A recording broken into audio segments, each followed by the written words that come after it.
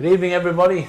We're a little bit late starting this evening, but you're very welcome to episode 9 of the Iarmhi TV Club podcast, where we're going to review the hurling for next weekend, and we'll look back on the last round of hurling games. I'm joined tonight by our regular two pundits, experts. That's Brendan Shaw from Raharney and Pat O'Brien from Castletown. Lads, before we start, I want to kick off with a very sad news yesterday evening coming out of Ringtown, and affects greatly the Ringtown community and their GA club. This is the sudden death of Paul Hardiman. Paul, 47 years of age, his wife Sinead, his two daughters Amy and Jade, his mother Margaret and his sisters Sinead and Claire, and of course his brother Johnny, who still plays with the Ringtown team. We and everyone associated with Iarmhi TV and the podcast, the television, the whole lot, we send our sincerest sympathies to the Hardiman family on this terribly, terribly sad time, for them in particular, as they've lost a son and a brother, a father, and a short time after the death of Paul's father as well, inside the last year and a half or so. So he was a good friend of the podcast. He listened every week, especially to the hurling one. He had great interest in it, and also a good follower of Castletown Cool Whitehall. Was at the Camogie game yesterday, was at the Castletown game yesterday as well. So I suppose, lads, it puts everything into perspective for us all, that news breaking yesterday evening. Sure does, yeah. As I said, we send our sincerest sympathies to everybody out in Ringtown, because I know the whole community is affected.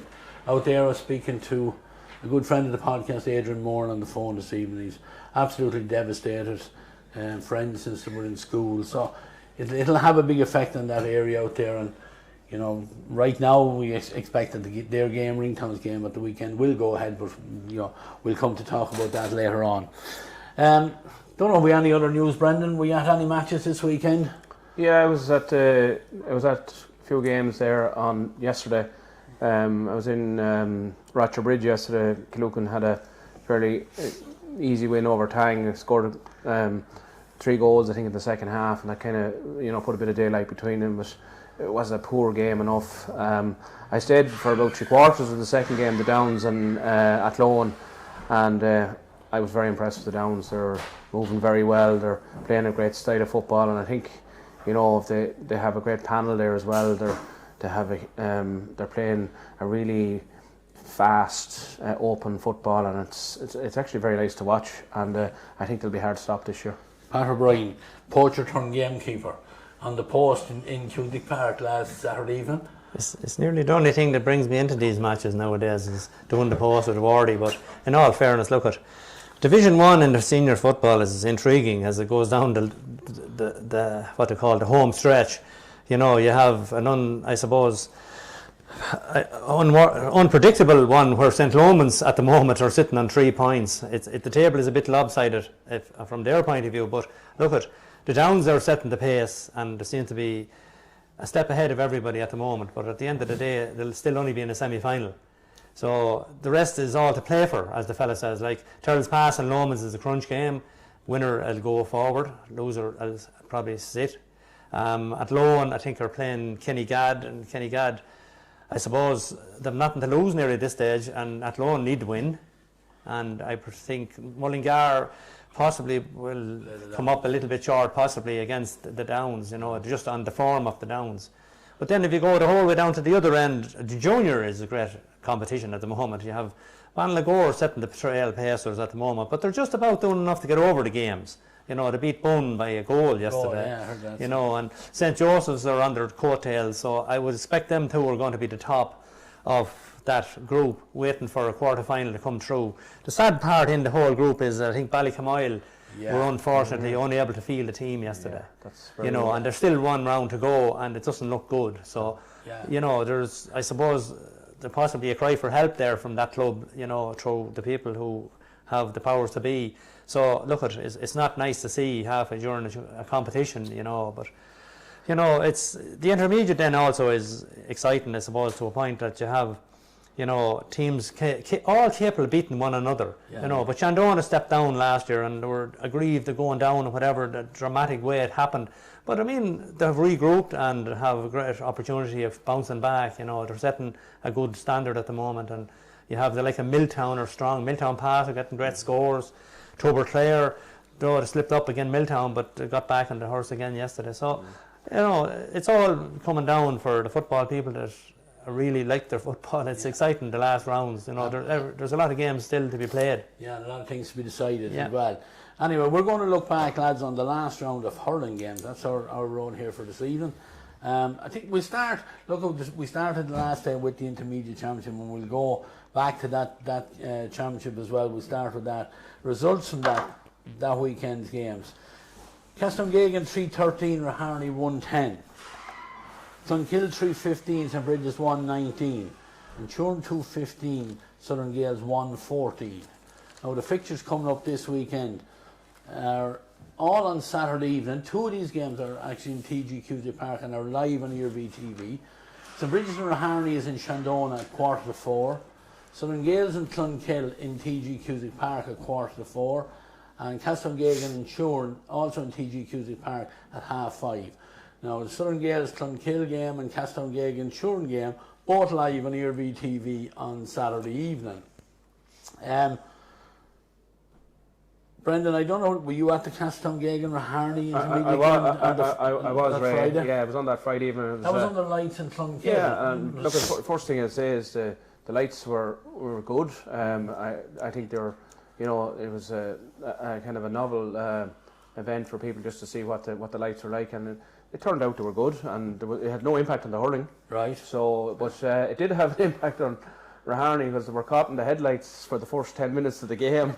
And Castletown they had 3 goals in the net after 10 minutes.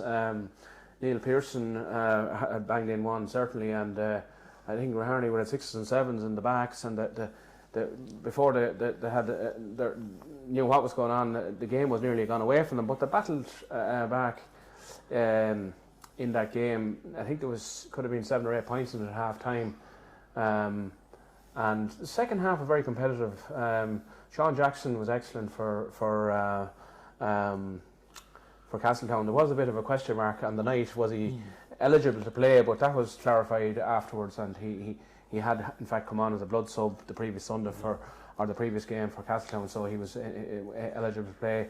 But Castletown were very strong down the middle. Dean McDermott back there, full back, was very, very solid, and you know, he's a very experienced player. He's played senior for Castletown, and he was very, very good. And David Fennell as well, you know, another experienced fella. And, you know, they were full value for their win. Raharney had an opportunity with about 10 minutes to go. They were awarded a penalty, and penalty was struck high and suited the goalie. And I think that kind of, you know, once that opportunity, that would have brought it back to a 2-point difference at about 10 minutes to go. But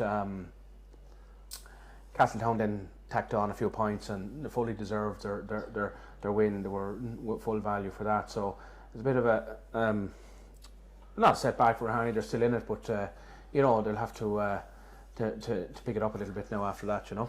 Pat, were you at that game? Yeah, and I was there. For 2 second string teams, it was a very good game of hurling. It was, yeah. You know, these guys are, I suppose, putting their hand up to both senior managers, you know, Alan and John, to show them that, well, give us a chance if you think we're worth having a chance on.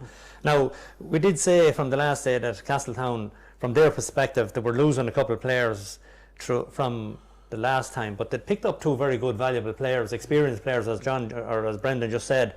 You know, they had injuries for the last couple of weeks, namely Dean McDermott and David Fennell, and they shored up the centre completely. Yeah, you know, they were immense. That definitely offset the loss of McKeaney. Absolutely. Yeah. You know, they were. I mean, these guys have won a senior championship medal, and they have won everything up at underage, and they've played in Division 1 underage all their lives. So they were very, very strong. You know, Neil Pearson showed what Castletown have been hoping he would show. You know, he chipped in with 1-3. You know, he was lively all through. You know, he was a threat all the time. You know, but Raharney, I know the cost to a very poor start as the fact that 3 goals had gone in and something like in 20 minutes. But they responded well, and they didn't throw down the towel. They kept working away, and you know, a little break here and there, they could have crept back into the game a lot closer. You know, the scoreline might flatter Castletown a little bit, you know, but in fairness, both performances from both them teams would worry the other teams that are in this competition. Yeah, you know, absolutely. Raharney in defeat will take a lot of positives out of it, you know, and rightly so, you know, so they'll move on to the next game, and they'll say, well, look, it didn't just happen. Things like that happen if you don't get off to a good start and the ball rolls a little bit against you, and possibly some guys adjust like that to the lights and some lads don't. You know, it's a total new game.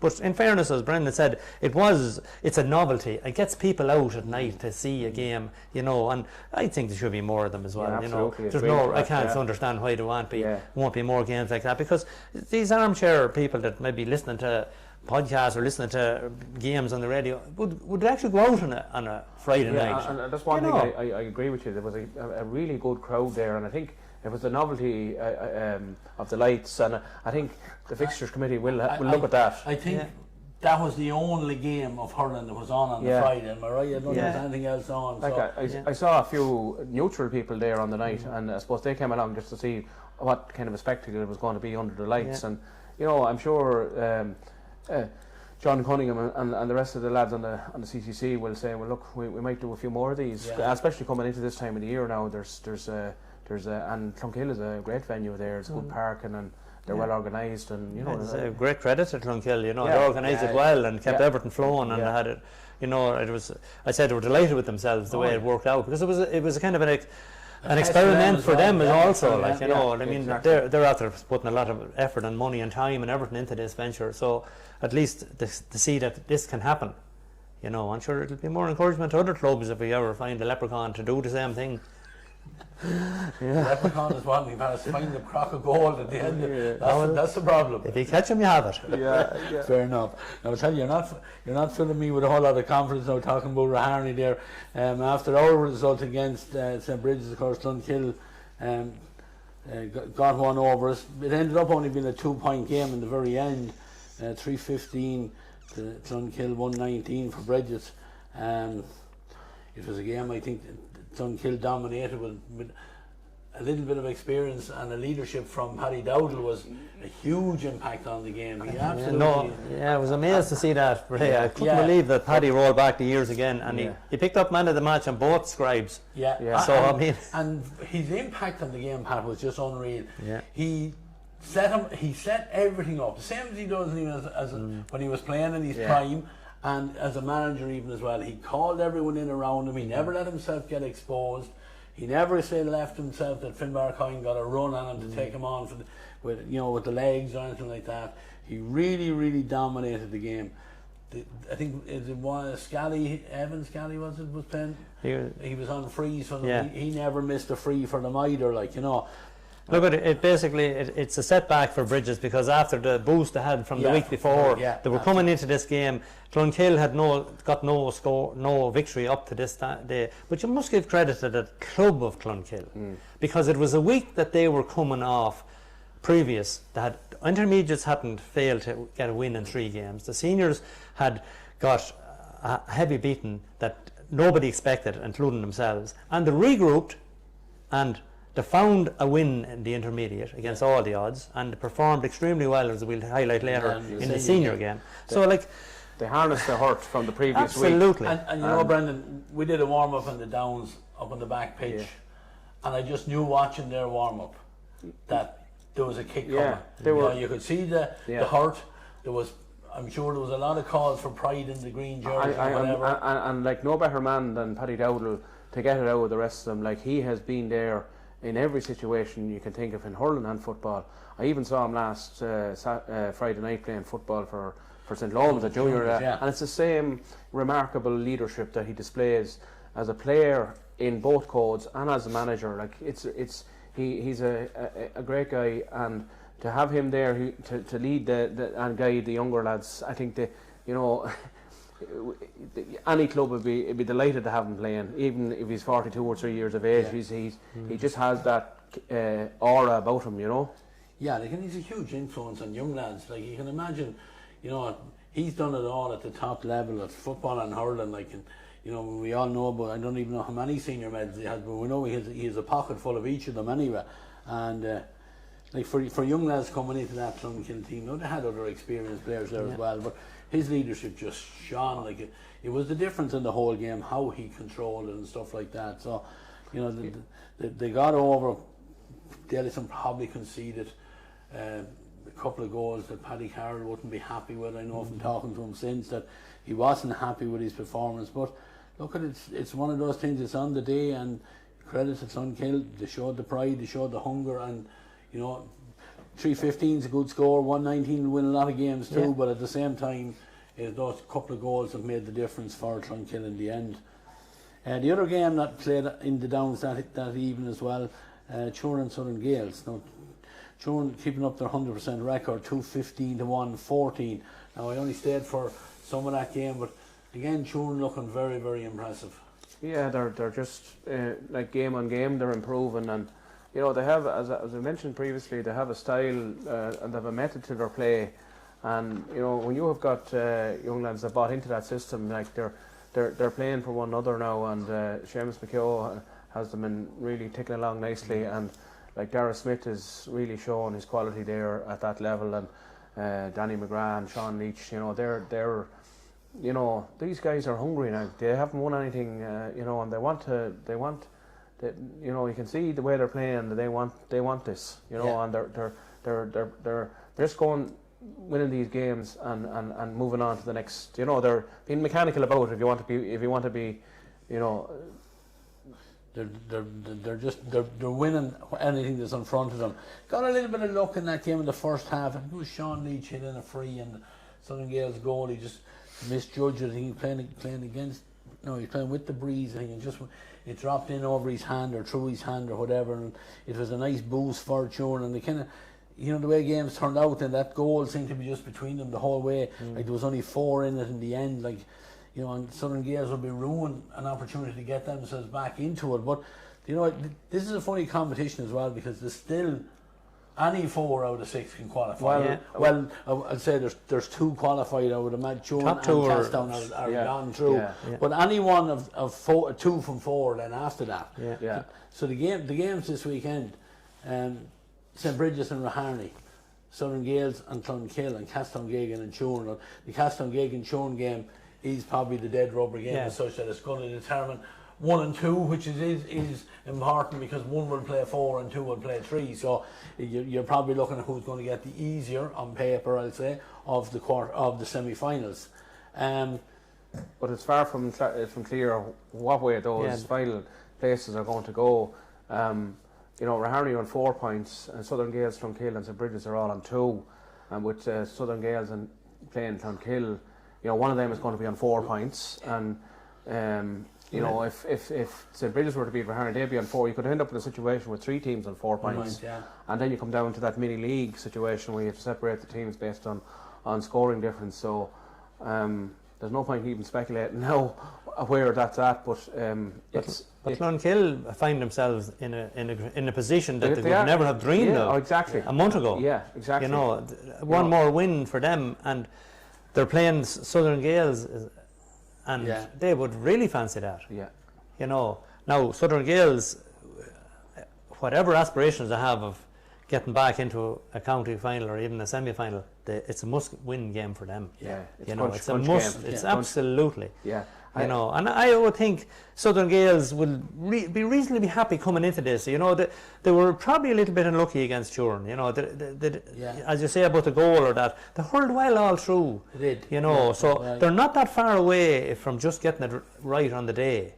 You know, and Paddy, I think that was his first game to play this year, was he? I think first hurling game. He certainly has been playing junior football with St. Lawrence anyway. Well, I'm sure he'll probably another game, and he'll give it another go. All right, you know. He will. Well, he'll know that, you know, if they're beaten this week, it'll probably be the last one of the year anyway. So he'll surely have the legs for one more anyway. Yeah, I believe all these games are on at the same time, which is only right and proper. Yeah, well, the 2 of them are, Brendan. The Castletown and Turin game is not. It's the 5:30 one in TV. TG Park. Yeah, well, it's irrelevant. Yes, that's irrelevant. Yes, exactly. The other two are the ones where they're the real crunch games really in this. So it's well worked out in fairness. And I think actually if Bridges beat Raharney, I think we can sneak in on that score. I think from our... Yeah, well, we did say it last day that you need to win one of your last 2 games, and you were in the hunt. Yeah, I think even as it had turned out, if you had won the last one, I think you'd still have to win this one. So it's down to this. Anyway. It'll come down to that sgoring difference calculation.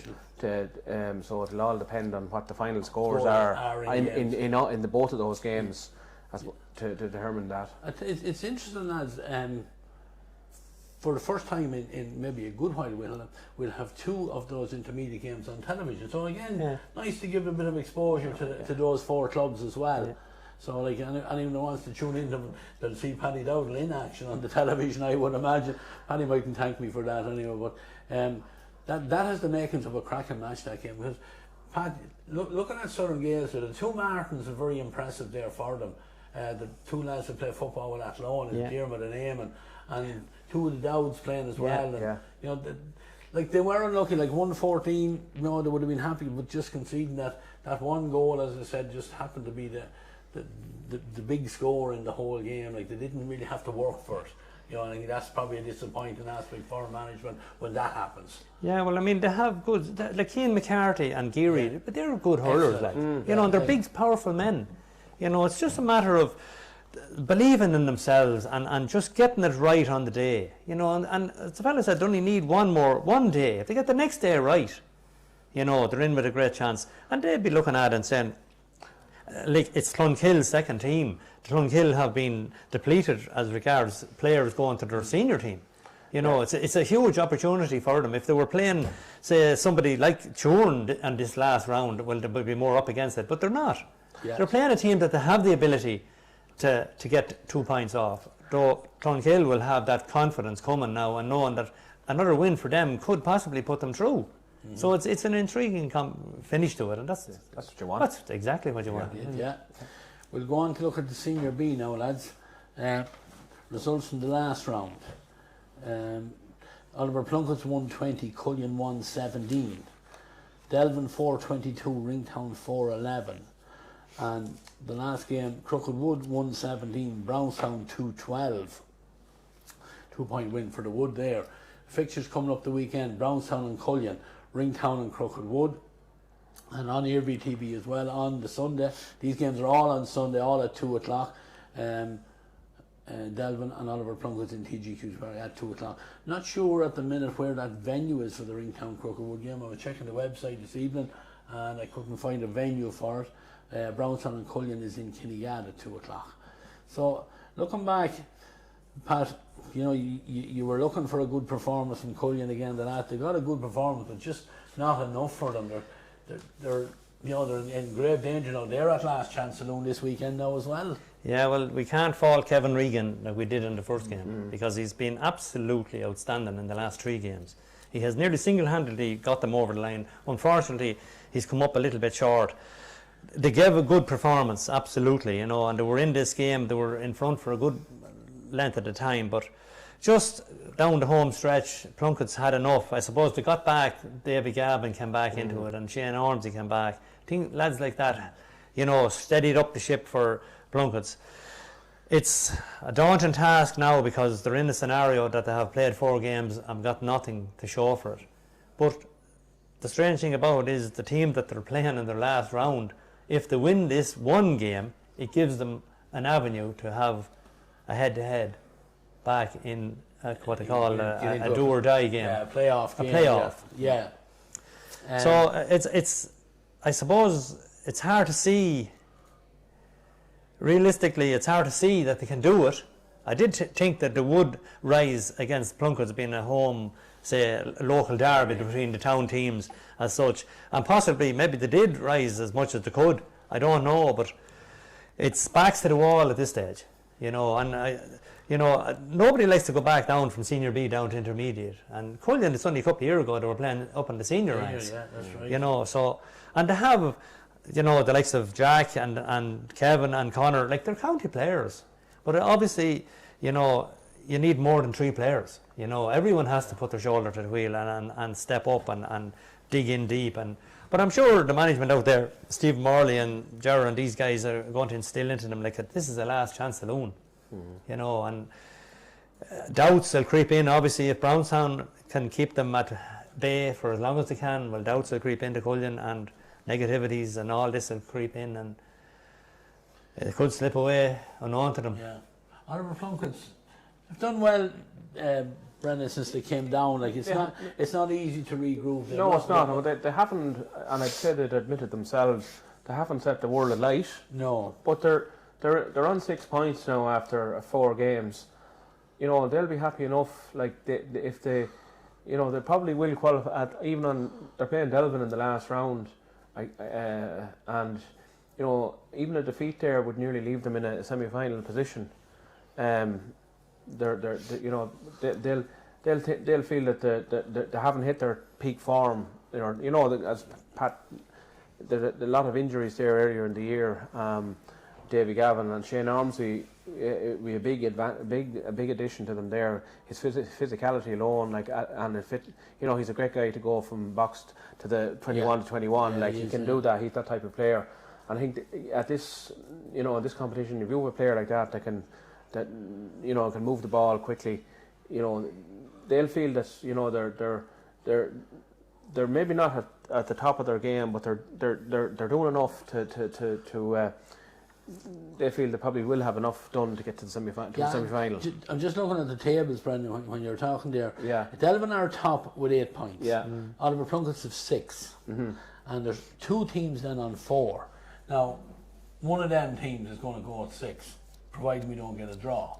So if one of them wins, it means that there'll be, you know, if we say Delvin win and Plunkett's lose, now that's the worst case scenario for Plunkett's, they'll still end up with 6 points and only one of the other 2 teams who makes it. Yeah. So I think they are pretty much guaranteed. Yeah, they are. I'm right on that. They are. They're safe enough. They're safe enough. Yeah. Okay, a win will probably put them into a final this weekend because they're playing Delvin and on the head-to-head. They would. If they win that, they're in the final. They were struggling. I was talking actually to one of their players there last week, and they're struggling a little bit with numbers at the minute. Now I know they have a lot of underage coming through. Pat, you were looking at their team there. Did he tell me that Greg Gavin was in goals for them at the weekend?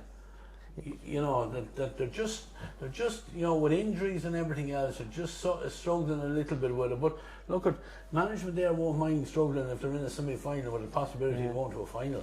Yeah, I think the Davy Gavin, I don't know, did he play for Mullingar yesterday? He did. He came on yesterday. Oh, did he? He did, and actually was moving very well. And okay, I would go as far as to say he was the reason they got over the line. Probably. He made some great bursts through there yesterday evening, and he, like, if he can get his, you know, clear his injuries, he'll be a huge benefit to Oliver Plunkett as well. Well, I mean, he was the free taker the last day. He scored 9 points. He had 6 and 65 and a couple from play. Yeah. You know, for a guy that has been injured, but he's a strong man, like, you know. But no, Plunkett's are in a good position. I said they're quite happy. As I said before, I was talking to some of them and were saying maybe this mightn't be the year just to go up. We might be better to wait a year, but they're not going to wait. If it happens, it happens. Yeah. You know, but they are in a good position.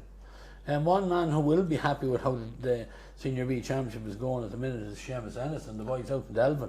4-22-4-11 win over Ringtown. Now that's a big win for Delvin, like against a team, you know, that would be have been knocking in around the final for the last couple of years. That Senior B. I was at that game, or most of it, and very high scoring game. You know, Delvin really a lot of pace in the game. Dean Ennis really, you know, he's shown that form all through the year, and he scored 212. Like, you know, that's a big haul, like, for at any level, you know. But he's been consistently delivering for Delvin, and they're in a good place, and Seamus has their motoring well.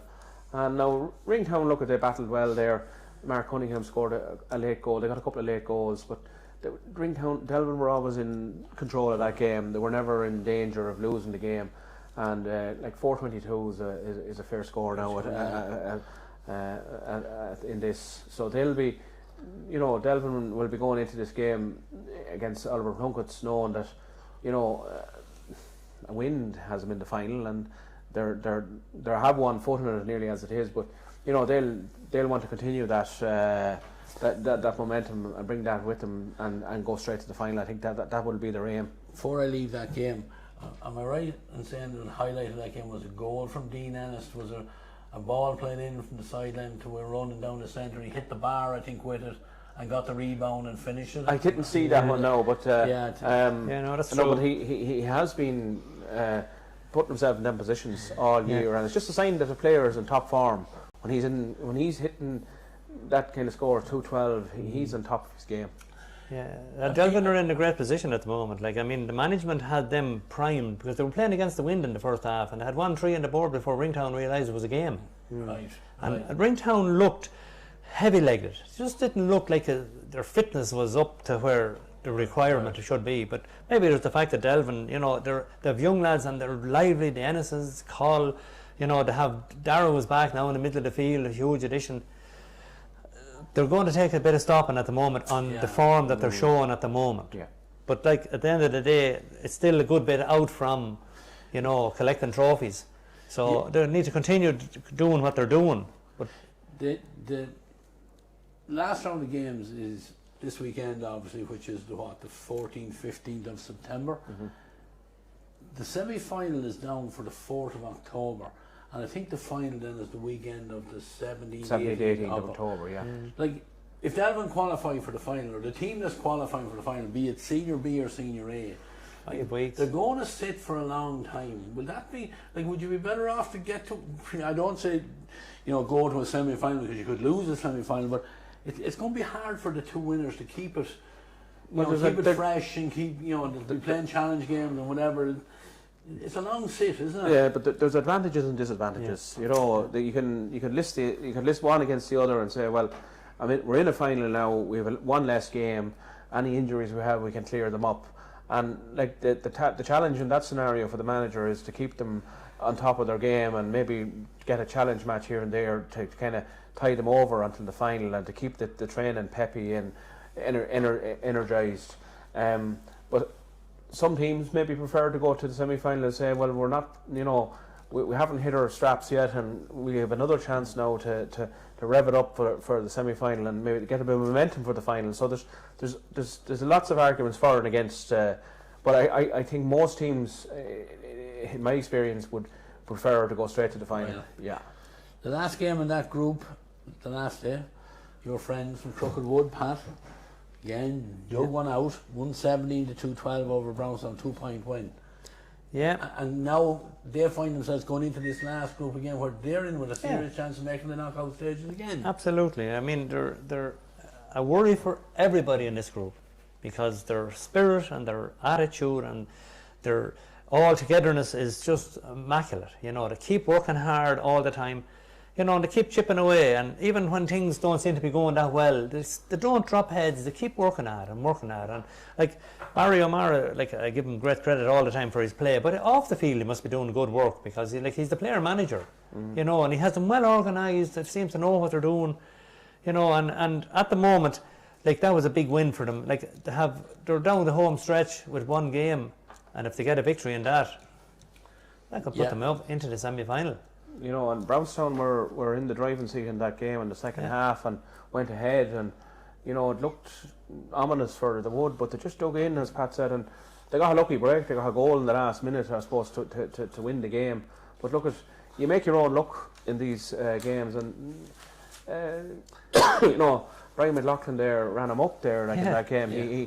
He showed that he plays a kind of a helter-skelter style, and that's hard man to mark, and Crooked Wood will be very happy where they're at for what they have. They're a very united bunch and they've great team spirit, and they're playing their neighbours now, Ringtown, and that'll be a spicy one. Yeah, it's a game Ringtown won't fancy. I can tell you here now, because these guys, one thing I'll admire about whatever skill level Barry has on the pitch, his man management of Brian McLaughlin is immaculate at the moment, because Brian McLaughlin was a loose cannon as far as I'm concerned in most of his career, but he's playing well for the Wood at the moment and he's staying on the pitch, and that's vital, absolutely vital. And he put in a man of the match performance the last day. He's a big, strong lad. You know, they have good players there. Faheen Og is, Brennan is a good player. You know, they have the likes of Seamus Savage is there, chipping away, doing his job. You know, unnoticed all his life. And Simon McCarthy, Shane McGovern was playing county, inter-county hurling. You know, they're sprinkled there with quality players, but to have that attitude is that you must put us away if you're going to win. And if you leave us hanging in there, we'll punish you. And that's what they're doing.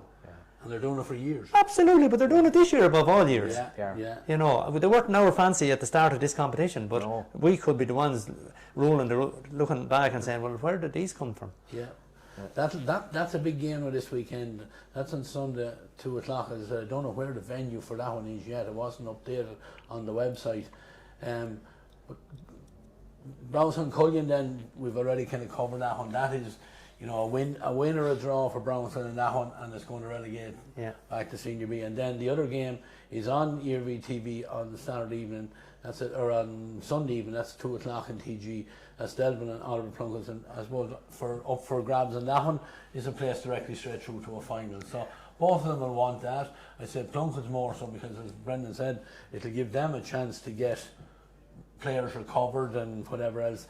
One thing we looked at, just Brendan, before I leave Brownstown, in the football game yesterday, I know we've been talking as much about football as hurling this evening, but Brian Gearan played for and it'll be, I suppose, Brownstown will take a little bit of, I suppose, heart from, he took that game with the scruff of the neck yesterday evening, and he won a ball there, and he made a sprint that any 100-metre sprinter would be very happy with up the field, and you know, he looks like he's back to full fitness, and I think that'll really give Brownstown a boost now going into that game against Cullion, because, you know, pace is a huge asset to have in a team, and he has bundles of it, and he can take a score, and I think if they can get him, you know, motoring there for them, he'll be hard stopped. Yeah. Especially if they do anything like what they did with him last year and get him in around the goal, where, you know, his speed he'll burn anyone on a short distance there, and he can hurl and he can finish. That's the big thing on it. Again, 3 good games to look forward to this weekend. All of them at 2 o'clock on the Sunday. So we'll know a lot more by 5 o'clock next Sunday evening as to what way that's going to shape up for the knockout stages. The last one then, the Senior A competition. Wins, I saw Loughlin Gaels 20 points, Clonkill 116. That was the big game. Raharney 214, Castle Pollard 11 points. Pat, have you the score from the Father Dalton's Castletown game? I know I didn't write it down. 224. Yes, 224 to 15 points. Yeah, well, I suppose looking at that one, first of all, went to form, Brendan. Yeah, well, actually, I was at that game, and for the first 27 minutes of the game, Father Dalton's went toe-to-toe with Castletown. It was they actually went ahead on a couple of occasions and played a really nice brand of hurling.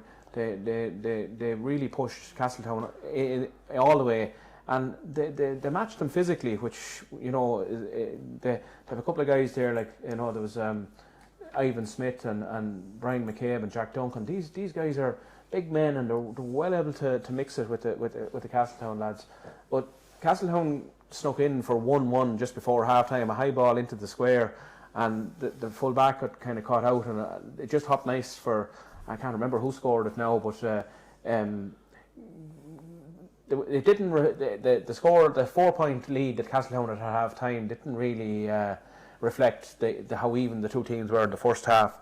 But in the second half, then Castletown just kind of took over, and, you know, Niall O'Brien was buzzing around everywhere, and he popped up with scores, and they just worked the lines, and just their quality shone through in the end. And you know, the Father Daltons were stretched at times, and, you know, Castletown always seemed to have the man, you know, Angus popped up there with a few scores, like, you know, and Jack Gallagher, and they just seemed to be able to get the scores easier, and, you know, they just kept working that scoreboard till the end, and, you know, Castletown are well capable of scoring, as we've seen already this year. Well over 20 points a game. That's the norm for them now. Yeah. So, you know, that's what we expect. Yeah, 30 points I think is a target for a lot of these top clubs, and like they're hitting it pretty much fairly regularly anyway. Go on, Paddy, something to say on that? Oh, look, I'd say Castletown probably would be disappointed definitely with the first half. They were playing against a strong wind, no doubt, but they didn't help themselves by condensing the pitch. Like, they didn't open it up enough. They needed to spread out the play. They kind of got sucked in, and it suited Father Dalton's. And you have to be impressed with Father Dalton's. Like, it's, they're full merit for their 2 points on the board because they were hurled well. They're a big, strong, physical team, and a day like that, that was heavy showers and wind and that, it suited them to the ground. And they were getting, Castletown made a lot of mistakes. They gave away a lot of silly frees, silly hand passes, and the balls going astray and that. They did keep their focus, and they kept their composure, and eventually just ground out the result and pulled away at the end. But I'd say Alan would be very disappointed with this first half, and he probably did have words with them at half time. But one thing I would say on that as well, I think Father Dalton's have taken, that win against Castlepollard has given them a lot of confidence, and they didn't fear, they didn't have any inferiority complex about Castletown Gagan. They went out and played their style, and you'd have to admire them for that. And I wouldn't like to be playing them again. They're trouble anyway now. They're after coming up. Oh yeah, they're improving. Oh. They'll be good for if they stay in this competition going into next year. Yeah. They will be good for it. They will. Because they're big, strong lads, and like Jack Carney is a great player. Real tidy. Real tidy. Good stick work. Owen McCabe. Brian McCabe can get there. You have the likes of, I know there's stalwarts, the likes of John Gilligan, but Gallagher is able to get a huge tune out of this fella. And I mean, they're tough when you need to have tough corner backs and old style hurlers. Yeah, like we say, Gilly has had his best year for Father Dalton's in ever almost. He has been, the leader there, and he's showed it in every game. And that's a credit to him and to get the last drop out of every one of them lads. Yeah, definitely punching above their weight. And look, it looks like they're going to stay in the challenge because the second game that weekend, Raharney 2-14, Castlepollard 11 points, and at this stage, Castlepollard are a club that look like they're going to hit the trap door. They're out this weekend against Loughlane Gaels, so unless they can get a victory in that one, they're going to go back to Senior B. Pat, Raharney, I don't know you in at that game, I think you are, but Raharney, did enough to win the game. That was about the best way to describe it. Yeah, but sure, that's all Raharney need to be doing at the moment. Yeah. Because they're like Raharney are doing enough to win the games to get into a semi-final, and that's all they need. They need to start priming it up from here on in, to move on to the next step, and they're well capable of doing that. But look at Castlepollard didn't help themselves. They were down to 14 men after 2 minutes, and that was always going to be a daunting task, especially with a windy evening. That it meant that they were going to struggle. But in fairness, they hung in for as long as they could.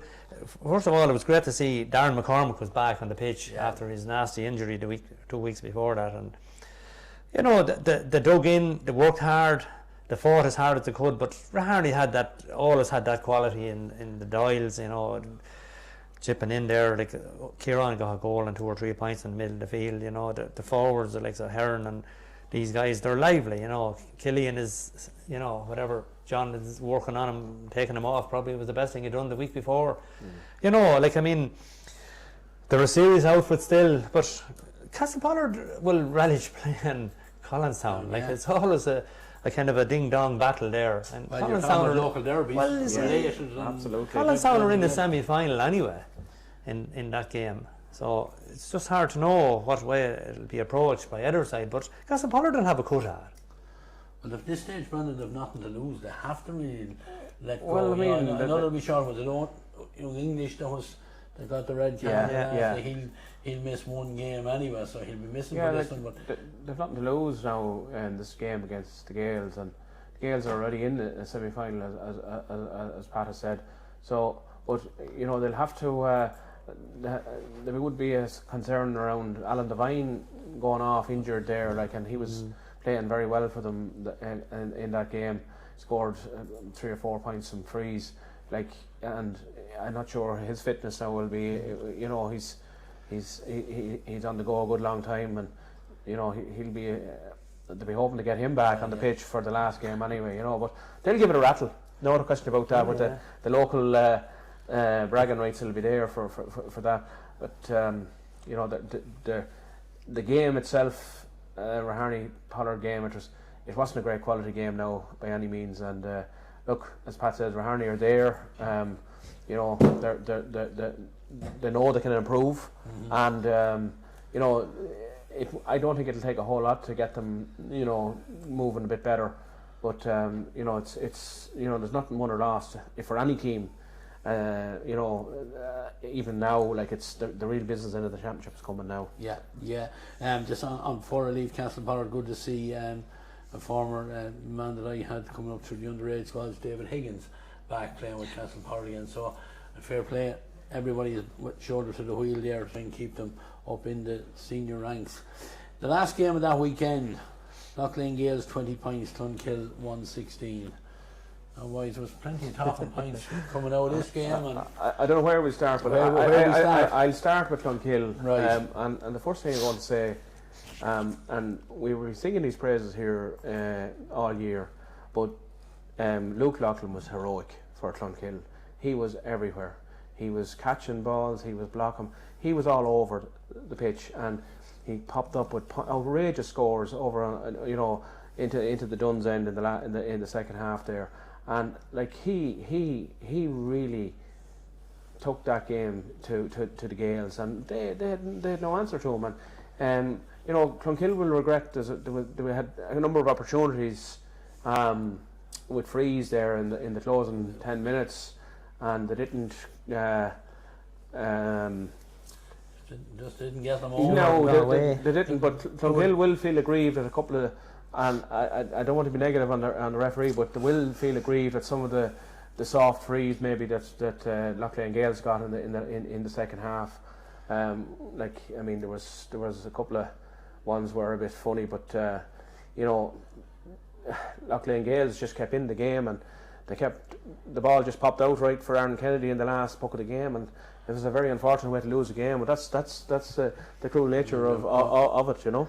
Yeah, look, and in fairness to the Gaels, they've come out on the wrong end of a couple of them in the last couple of years. So, look, I suppose they'll be looking at it and saying we deserved a little bit of a break for one as well. But look, I think overall, it was a huge, exciting game, Pat. Like, it ended up so close, and there was, you know, so little between them. But the one thing that's, you know, to me, and you mentioned it earlier, the heart and pride that Clonkill showed. That's the first thing I'd have to say is you'd have to take your hat off to the club, Clonkill, for the performance that they brought last Sunday after what happened the previous Sunday. You know, they said, look at lads, we're a proud club, we always give it our 100%. Things didn't, and I said that things did not go right for them against Castletown, and it wasn't a true reflection on their performance. So they just dusted themselves down. Mickey Dan got them. He needed a performance, and he had to be proud of the players because they gave an absolute 100% performance. Yeah, very, very unlucky not to get over the line. Yeah, you know. And just for anyone that wasn't or hasn't been following, it was the Castletown Gael and Clonkill game in the previous round, 6-26 for Castletown, 11 points for Clonkill. So, you know, I suppose there was two ways to go with that one. You were going to crawl under a rock and hide forever, or come out with. Yeah, well, that's not what Clonkill will do. Clonkill will is they'll meet you head on. It wasn't just Luke on his own. Oisin Murray was very impressive in the first half. He scored, I think, 4 points from play, and missed a couple of goal opportunities, and then had to go off injured. He was a huge loss, like when they needed a forward like that to maybe get them a score. Another guy that really played well was Matthew Lynn in the middle of the field. He shifted a lot of ball there for them. And you know, I think at one stage Clonkill could be, after they got a penalty, I think they were 6 points up. You know, and they missed a couple of frees at that point, which maybe they were crucial misses, you know, and they just couldn't stretch it out any further than that. Yeah, the old saying, they needed to keep the scoreboard ticking. That's it. Put 6 to 7 to 8 or whatever, and just, you know, put the, you know, when you get the foot on the throat, as they say, keep it on it. Yeah, well, the scores dried up going down the stretch also, like, you know, and they didn't get any scores, I think, in the last 12 minutes, you know, and they were hanging on to what they had. And look, it's easy to be aggrieved with decisions that go against you when the tide is slipping, or, you know. So look, at credit to the Gaels, they kept their heads, they kept believing in it, they kept plugging away. What chances they got, they took them, And the last 2 or 3 points that they got, they worked to get them, and they kept ticking away. And the last score was a good score to win a competition. Or one the feature game. of the game was, and we've remarked on it already early in the championship. Noel Connery's puckouts are a key weapon. Yeah.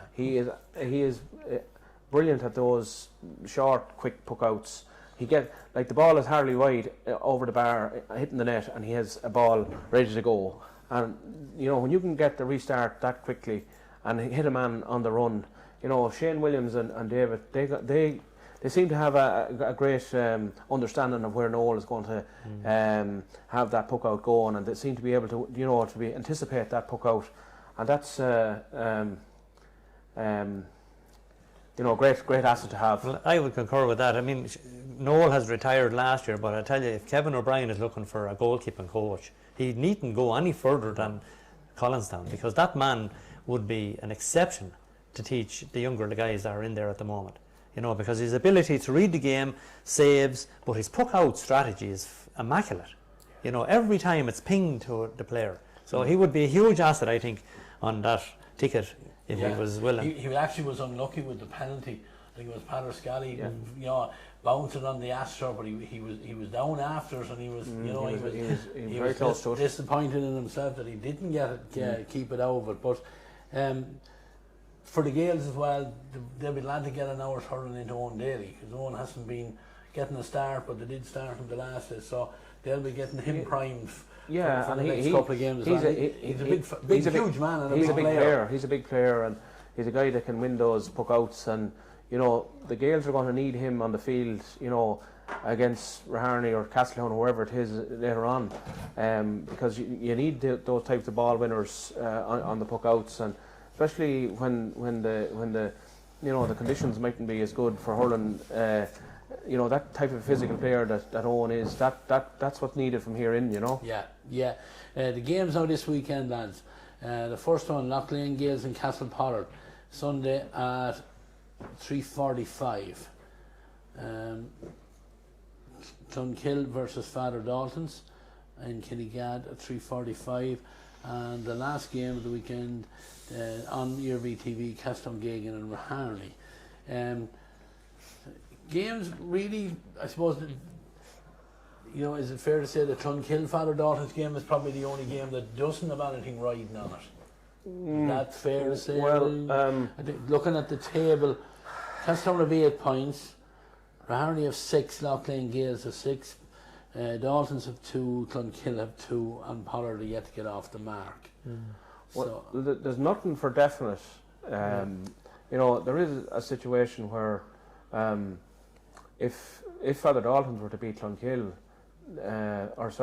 if Pollard were to beat Loughlane Gaels, they would be on 2, and one of the other teams, Clonkill and Father Dalton's, whoever, you'd have 2 teams on 2 points. So you could have a situation there with a relegation playoff. Loughlane Gaels and Pollard, Sunday again, 3 games on at the same time at 3:45. I'm glad, and another thing, to see that the games have been brought back to the middle of the day, with the evening starting to get darker and stuff like that. I think that makes a lot of sense at this stage. The Gaels, I'm sure they'll have no mercy here. They'll be hoping to put Castle Pollard to the sword. Oh, absolutely. Castle Pollard will know that too going into this game. Yeah, the Gaels will want to keep the momentum up. They will want to finish out the group with a win here. They're on a mission, and they want to maintain that momentum and keep that going. So Loughlane Gaels will be going all out for the win here. They don't want any sloppiness or to fall into a defeat. It's they know they're in the semi-final. If a defeat, you put doubt in your mind. You want to go into that knowing you've won the last game. You're on the up. You don't need a negative going into a semi-final. Am I right in saying that Loughlane Gaels can't get any further than a semi-final, even with a win this weekend? That's the most they can, and they're guaranteed a semi-final. Can they make a final? Oh, they can. The scenario is Castletown are playing Raharney. Right. If Castletown win, automatically they will go into a final. Right. If Raharney were to beat Castletown by a substantial score, which would be something like 9 points, that would put Raharney that would put Raharney in the final. Yeah. But if Castletown are beaten by Raharney, on the small mini league between Loughlin Gaels, Raharney and Castletown, Collinstown have the better scoring difference. And Collinstown will go into the final. Okay, so there is plenty. There is. Yeah. Absolutely. Yeah. Right. Absolutely. Right. You know, I'll bow to your superior knowledge on that one and your mathematics on it. But like in fairness, lads, it's very hard to see. It's hard to see anything but a Loughlin Gaels win in that one. Well, if we're looking at form, and that's Yeah. all we really can go by, and the games previous, we would have to say that Loughlin Gaels would have enough. But what brings it back to a little bit more of a leveler is the fact that they're neighbours, they're friends, they're cousins, they're mixed marriages. They're all there in the one, I suppose, area. So they bring the best out in each other. So I'm sure Collinstown could bring the best out of Pollard, and if they do that, well then they'll have to be playing well themselves. But I still think Loughlin Gaels should have enough of scoring power and defensive attitudes to handle Castle Pollard. There might be family, Brendan, but I can't see there be too many friends there. no, well, an hour and a half I on- mean, on Sunday evening. they'll park all those friendships for the duration of this game. That's for Absolutely. sure. And like Pollard are, you know, they're at the trap door. They're fighting for their lives here. So, like, if there's one game in the year that they want to get themselves up on, this is it. Yeah. You know, like if they win, if they beat Loughlin Gaels, they're in a playoff then, a relegation playoff. So, you know, there's That'll not be the lifeline that they're looking for. exactly. Clonkill and Father Dalton's. Again, looking at form, you know, which is Pat says, the only thing we can look at. Can Clonkill get up again, or will the disappointment affect their next outing? I suppose we'll know that Sunday evening as well, but it could. If Father Daltons are able to handle Luke, they'll have a huge chance. Yeah. But if Luke runs a riot, they're finished. Because us hurling people would love to see that Luke Loughlin wasn't as good a footballer as he is, because he'd definitely be playing county hurling. No doubt. And you can imagine what he'd be like in beside, you know, the Dials or Niall or the Williams, David and these guys. He would be brilliant because he'd be winning balls and bringing it, breaking tackles and everything. But the reality is he's football man first. But he's playing tremendous hurling, as we've stated all along in all the podcasts. He's going to be a serious challenge for Eamon to figure out, how do I stop him, or who do I put on him, or what way am I going to approach it. But if he can nullify him, the physicality that Ballymore have, and I couldn't believe how big, strong, physical men they were until up front the other day, they will match Clonkill the rest of the places, and they won't fear Clonkill. They're actually in a good place. So it's up for grabs, but Luke is the secret weapon here. If he plays as he has been playing, well, I would fancy Clonkill. But if he can be nullified, it brings it back to a very level playing field. Yeah, he's a match winner, really. Yeah. There's no two ways about it. And meaning, you know, to go watching a game with Clonkill where he's involved in, and I don't care whether it's football or hurling. Most of the time, he's worth the admission fee. Absolutely, he's been lighting it up in both codes this year. Yeah, and I tell you what I like about him, lads, is when you see him after games, and you know the kids obviously know him from social media and all his Instagram and everything else, and they surround him after every game, and it's great to see the way he reacts to them as well. The last game, big game of the weekend, probably we're carrying it live on Iarmhi TV on Sunday evening. Castletown Gagan and Raharney. I suppose I'll have to talk about this one. You may go. There's no point in talking to you two about this because yeah. you're both going to win it anyway. Yeah. Joking aside, lad, win for Castletown, Pat, puts them into the final, and a win for Raharney could do anything to this group. Yeah. So that's it. Like, for the neutrals, it's great that this is not a dead rubber game. That there is still so much to play for. Castletown have been very impressive, but the weather has changed. Yeah. Well, you see, the scenario is like Castletown have been doing all the hurling up to this, but they're still only in a semi-final. Yeah. Raharney have been kind of slipping and sliding and just going through the routine and getting over the line, but they're in a semi-final.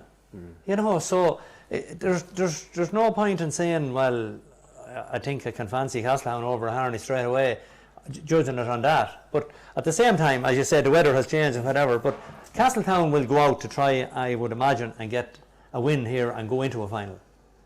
You know, and John doesn't know like whether a win will get him into a final or not. but he will be out there to lay down a marker saying that, well, we're here. You may look out, we're here. And I've no doubt that's the way they're going to approach it. I've no doubt that Raharney, talk is that Robbie is on the way back, that he's done. He took out yesterday in the football, I think. No, he didn't tug out. No, that's well. No, but like you're right. The one thing that's I've never, in all my experience being at Raharney, seen the amount of injuries we've had this year. It's an epidemic now. Yeah. But some of them are coming right now. But look at the game. It's a free shot for Raharney. Like the reality is, Raharney have been poor. They've been winning the games, but not winning them with any great conviction. But this is a chance for them now to have a go here and just see what they can do. And they might be unburdened like with that. That they can go into the game and say, look, we'll give it a rattle here and see what happens. And win or lose, you're in the knockout. Yeah, exactly. And with the injuries clearing up, then you're a performance is what John will be looking for from Raharney next Sunday evening, and a win will be a bonus. That's the way I think that Raharney will approach it. Like, we haven't hit those performance levels this year, but look, you have an opportunity now next Sunday to go there and have a go. Pat, these two teams know each other very well. A lot of lads know each other from playing with county and stuff like that, but there'll be some great battles in it there now. Yeah. Owen Keys has gone back into the edge of the square where we've seen him out the field for Westmeath, and he's a huge man, great danger. Probably doesn't score enough for the amount of chances he creates and the amount of possession he wins, but when he turns and heads for goal, like, he's going to get things right, and he'll be a handful. Owen Hurling's been excellent in the corner for them all year. Surprised to see him taking off the last day. So there will be lots and lots of battles in this one. Like on paper, you would look at Raharney and say, geez, they're very, very strong. But it just hasn't. I suppose their performances haven't been up to their standard just at the minute. But that's not an issue at the moment, because all they needed to do at the start of the season was get to a semi-final, and they're in that. They need to step up from here on in, as the other two teams are in it, because anybody drops their guard or drops their performances, you're going to be caught, because it's going to be one-off games from here on in. So look, they do know each other extremely well. Sure, a lot of them are very pally as regards, all coming up through underage county squads and all that, and they're young lads that knock around together, and they're all fine lads, both clubs, So they get on well off the pitch. They go out and they'll give it hell for leather against each other, but look when it's over, they move on. Yeah, I met Kevin O'Brien yesterday, and I was just saying to him, the standard has been poor this year, with the exception of the first game between Gaels and Castletown, and I suppose all hurling people would hope that the game next Sunday would, give us all a lift, because it's badly needed. The fare has been poor. Any of the games I've been at, they have been great. So I think that's, there's an opportunity for both teams here to just, show what they both can do. And I just hope it's a good game. Yeah, I think that's fair for all the neutrals, and they'll want to see that. But Pat, just before we go away from that, we have to remember Raharney didn't make the knockout stages last year. They are back in it now, and while they're in the knockout stages, there's still a championship in this group. Oh yeah, absolutely. I mean, Raharney, they were very unlucky. We highlighted it so many times down through the last 12 months not to be in a semi-final last year, but that's history. But they are wounded coming in now. They would have highlighted that over the winter and training and gym sessions and everything, saying, look, lads, we don't want to be in that position. We want to be in a semi-final. And if we're in a semi-final where there's three people, vying for one to go into the final and the other two are going to play the semi-final, that's the position they want to be in. They have put themselves in that position without setting the place alight. And John knows that if he can just get that extra spark, they could take off. And if Raharney take off, well, Castletown may look out, and so will Collinstown look out. Yeah. And that's the beauty of it, and that's what we want, and that's what the neutrals want. And I'm sure the three teams in it want to give it. The three teams that are left in this competition want to go into it, and if the three of them play to the best of their ability, well, may the best man win. Yeah, Exactly. And that's the way it is, Yeah. and that's the We'll have way a cracking everyone end to wants the it. championship. That's the what way, we want. and as Pat said, that's the way it should be. What you want is all these teams playing to the top, to their Best. top level, Yeah. and giving it their best. And whichever team comes out on top, they're the fair winner. Yeah, absolutely. That's it, exactly. So, look at fixtures this weekend again. Some venues, lads, I don't have. I was checking the website today, and they're not updated for whatever reason. But starting on Saturday in Shandona, 4:15, St Bridget's and Raharney in the Intermediate Championship. 4:15 in TG Cusick Park, Southern Gaels and Clonkill, followed then by at 5:30 Castletown, Gagan and Turin. Now the Southern Gaels, Clonkill and Castletown, Gagan, Turin games are both being covered live on Iarmhi TV, so a bit of exposure there for the intermediate teams. I think, if I can remember, for viewers, €15 I think it is for the double header. Senior B, all these games on Sunday at 2 o'clock. Brownstown and Cullion, fixtures down for Kinnegad, 2 o'clock. Ringtown and the Wood, at the time of now, it was no venue for it. I think it's the Downs. Is it okay? I think so. Right, Brendan, that's grand. And then Delvin and St Oliver Plunkets at 2 o'clock in TG Cusick Park. That game, to decide who's going to go to the final, is on Iarmhi TV as well. And in the Senior A competition, Loughlane Gaels and Castletown. Brendan, I'm not sure if you have a venue for that. I think that's the Downs as well. I couldn't, right. Yeah. Clonkill and Father Dalton's in Kinnegad at 3:45, and then the big one of the weekend, Castletown, Gagan and Raharney in TG Cusick Park, 3:45. That's part of the double header with Delvin and Oliver Plunkstead. I think again, if my memory is right, €15 to buy for the double. So anyone that's abroad or anything like that, get on there. You'll get 4 good games in the championship this weekend. Before I finish up and say good night to everyone, there's one other little thing I want to just mention, and that on, I think it was Saturday evening, we had a football game abandoned due to a serious injury to a young player from Maryland, that's Cian Rainey. Now, thankfully, everything has worked out well. For anyone that's just wondering about that, everything is good. Cian is back home, and that's really, really the most important thing, because he's somebody's son, as they say, and it's more important that he's back and well.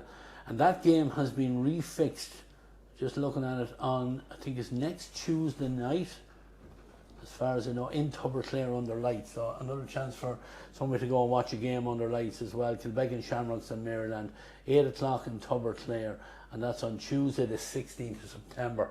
So again, we started with bad news, lads, so we'll finish up with a little bit of good news. Thanks Pat, thanks Brendan for joining me here. No problem. This is episode 9 finished. After this weekend, we'll have one more week of group games in the football championship. After this weekend, we'll be down to the knockout stages of all the hurling competitions. And so, look, it's getting down to serious time. From myself, Ray Gavin, Jerry's cameras here, Jerry Gavin's cameras here, Tom Browne's on production. He's disappointed after the defeat on Saturday evening, but he'll get over that as well. We'll be back next week. Oh, also before we finish, we have a different location, same venue tonight, Kieran Clark's Bar here in Patrick Street, Mullingar. Thank Kieran for his hospitality as always. So for now, from myself, it's good night.